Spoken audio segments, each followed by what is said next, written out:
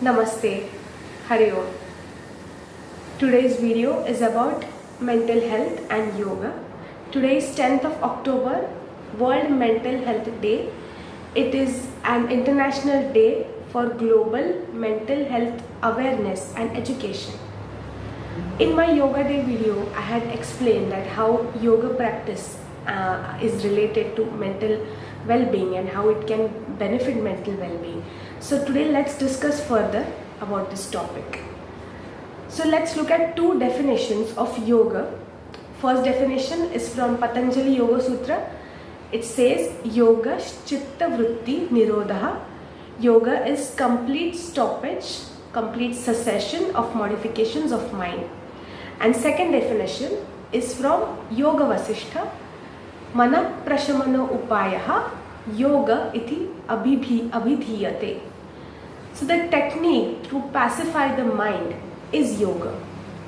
So if we look at these definitions, the main underlining theme is yoga is a technique or is a process where we can calm our mind, we can restrain our mind, we can control our mind.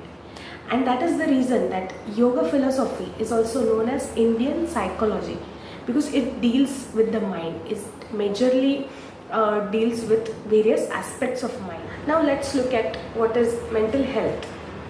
Mental health comprises of emotional, psychological and social well-being, whereas mental illness is a behavioral pattern which is caused due to significant distress. So the person having mental illness is not able to keep up with the routine, not able to do the daily functions properly, and even in severe cases, mental illness can be a cause of death. It all begins with a disturbance, something which disturbs our mind, and if the disturbance is there for prolonged duration, it turns into illness. So what is the cause? What is the prime cause of that disturbance? The prime cause is dukkha, sorrow, pain, misery. There are tremendous factors which are not in our control. There are various situations where we can't do anything, and as a response, as a result of that, we feel pain, we feel sorrow, we are unhappy. Now if we look at the point of view which Patanjali Rishi has given in Yoga Sutra, so he also agrees that the dukkha is going to be there, the pain will be there, but a profound wisdom which he gives in chapter 2, sutra number 16, it says heyam dukkham anagatam. The pain which is yet to come can be avoided. This is the difference between Indian psychology and Western psychology. Indian psychology is applied psychology, and most importantly, it is focused on preventive measures. So it tells us to improve the immunity of mind. Interestingly, a 2004 WHO report about mental illness also says that prevention is the most effective way to reduce disease burden. How to increase the immunity of mind, and how can we achieve heyam dukkham anagatam, how can we avoid the dukkha? And the way which has been given in Patanjali Yoga Sutra is Ashtanga Yoga.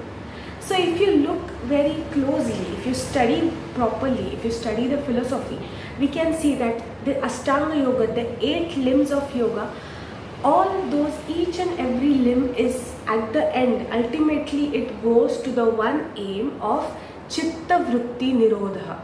It is all about conditioning our mind. Even though we cannot change the external factors, we cannot change the situations, what we can change is our response, and it begins in the mind. We can take any limb from Ashtanga Yoga and use it for conditioning our mind. So if we are practicing asana, so condition our mind in a way to find comfort in that discomfortable position. It is all about training our mind. So my interpretation of heyam dukkham anagatam is that it will not like my interpretation of Heyam Dukkham Anagatam is that it won't happen that tough time will not come at all, but with our steady mind, with our conditioned mind, that dukkha will not be perceived as dukkha. Like, we will be in a better state to deal with the stress, to deal with the tough situations. Instead of thinking about the past sorrows, first let go of those sorrows and then think about your future, how the tough times which are going to be in future, how you can avoid that, how can you avoid that pain. And that is what I feel is Heyam Dukkham Anagatam. This year the theme for World Mental Health Day is making mental health and well-being a global priority. So if we want to help others, first we should be fit. So first we should take care of our well-being, and then we can help as a society. So when we are well equipped, then only we'll be able to help others. And the second point which I would like to mention in this video is that as we start practicing yoga, as we go deeper and deeper, we become more compassionate, more accepting and more forgiving. These are the three important qualities which yoga gives to us. Even if we are able to restrain our mind, we should not restrain the compassion. Here I would like to mention a quote by 14th Dalai Lama. He says that love and compassion are necessities and not luxuries. Without them, humanity cannot survive.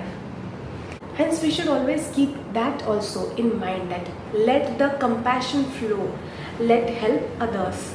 Let's not belittle other people's mental weakness, mental illness. Instead, first let us be well equipped and then let us help others.